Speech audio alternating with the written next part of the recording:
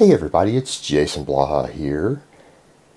And there's been a few questions people ask, what am I going to do for my training now that I'm done with the meet? What sort of training style am I going to use? And a lot of you know I'm jumping into a CKD now. And I'll be doing a fair amount of LISS cardio because I need to drop weight down. And accordingly, I'm not going to have a lot of glycogen to train on, which is fine because I really at this point need to focus on training singles. And particularly higher volume singles, trying to get at least 3 singles in per session. Because I'm going to be cutting for a bit, I'm not going to be able to push the intensity to the limit on those, so a lot of those singles might be with 85%.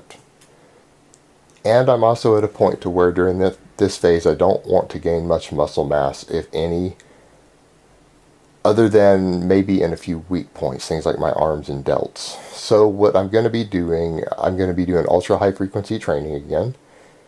I'm going to focus on 5 basic lifts, and then I'll do most of my accessory work and all my arm work and things early, like Saturday morning or on Friday, so that when I refeed on Saturdays, I'll have all that glycogen to replenish it. I don't want to be walking around with additional glycogen depletion in those muscles that I'm going to do higher rep work for. I want them to super compensate a bit from the carb loading.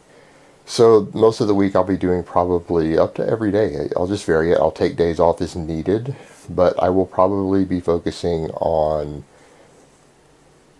the beltless pause squat, probably beltless deficit deadlifts, pause bench, overhead press. A lot of that'll be standing on days with good weather where I can get outside and do it in the rack instead of the yoke station in the garage. Some of it'll be seated behind the neck in the garage on rainier days.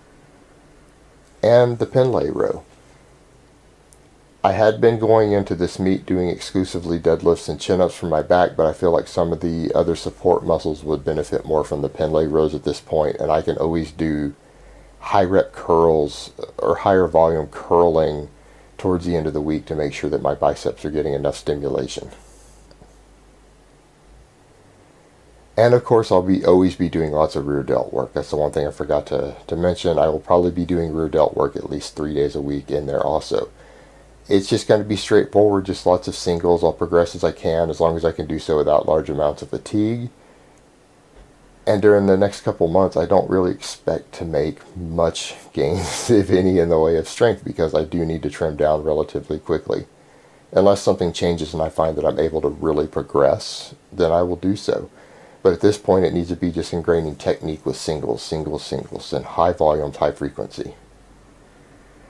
And going back to building those basics, building starting strength, building a stronger core, so all the beltless work, the pause work, everything else.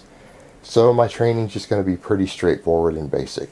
Those 5 basic lifts performed in that manner, mostly singles, although obviously things like the rows will do more triples.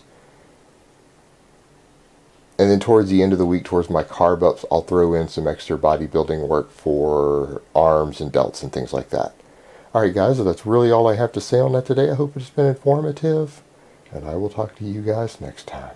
But let me give you guys a bicep shot before I go. Oh, Mount Bicepius.